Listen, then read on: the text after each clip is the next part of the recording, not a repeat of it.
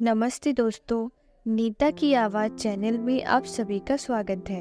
आज की कहानी है माँ का आश्रम। मेरे पति के देहांत के बाद मैं अपने इकलौते बेटे के यहाँ रहती थी। मेरी बहू का एक अलग ही रूप मुझे देखने को मिला, साथ ही मेरे बेटे का भी। दोनों के मन में क्या है मैं अच्छे से जानती हूँ। वह चाहते हैं कि मैं वृद्धा आश्रम चली जाऊँ।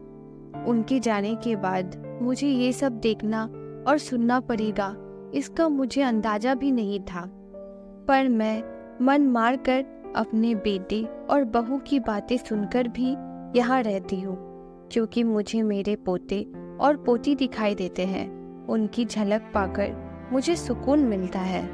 मेरी बहू को कोई दिक्कत ना हो, इसलिए मैं घर से बाहर रहती हूँ। बेटे ने थोड़ी मेहरबानी की है तो ऊपर टीन की चादर लगवा दी। समय समय पर थोड़ा राशन दे देता है तो मैं अपना बनाकर खा लेती हूँ। मैंने अपने बेटे से कह दिया कि मेरी वजह से उन दोनों को कोई परेशानी नहीं होगी, बस मुझे यहीं रहने दे, इसी घर में मुझे मर जाने दे। मैं बस यही चाहती हूँ।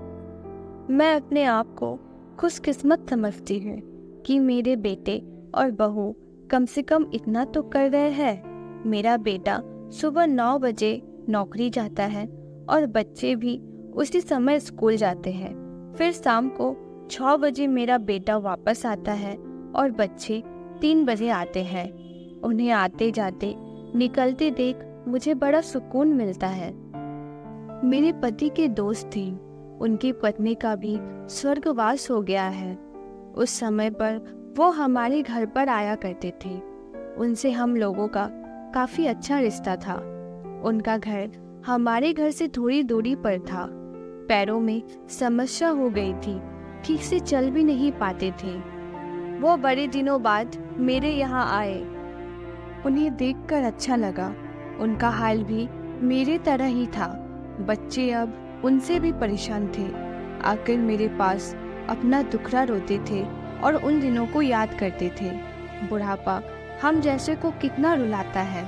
उनकी पत्नी का स्वर्गवास हो गया था और उन्हें चलने उठने में समस्या थी, इसीलिए वो तो अपना खाना भी नहीं बना पाते थे। मेरे पास आए तो मैं समझ गई थी कि यह इतनी मुसीबत में चलकर पुराने दोस्तों के यहाँ चाय और खाने की चाह में ही आए होंगे। उनकी भी अपनी मजबूरी थी। वो आए तो मैं उनके लिए खाना बनाई और उन्हें खिलाया। मना कर रहे थे, लेकिन मुझे पता था कि उनको भूख लगी है। मेरी बहू ने मुझे और उन्हें खाना खाते देख लिया। वो कुछ भी ना बोली। ऐसे ही वो यहाँ 2-3 बार आए। जब भी वो आते मैं उन्हें खाना खिलाती। फिर उनके जाने के बाद जब मेरा बेटा आया तो बहू कहती है कि तुम्हारी माँ कितनी बेशर्म है, पता नहीं किस किस को आजकल बुलाकर खाना खिला रही है। बड़ी मुश्किल से कमाया जाता है और ये लुटाने में लगी।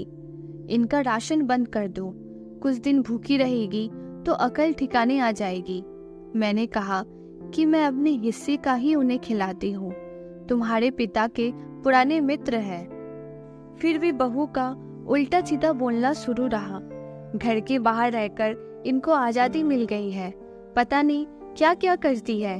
बेटा भी बोला कि कुछ दिन भूखा ही रहने दो इन्हें। मुझे मेरे बेटे ने घर के पीछे सीढ़ी के पास जाकर बिठा दिया और कहा कि अब यही बैठो। मेरे तो अब आंसू भी सूख गए थे। अगले दिन मुझे खाना नहीं मिला। मेरे टीन के उस छोटे से कमरे को बहू ने तोड़ दिया। एक दिन पूरा भूखा रहने के बाद मैंने सोचा कि मैं गलत कर रही हूँ। मुझे अब अपने बेटे के यहाँ नहीं रहना चाहिए और शायद गलती भी मेरी ही है। मेरी ही परवरिश में कोई कमी रही होगी, तभी तो यह परिणाम आया।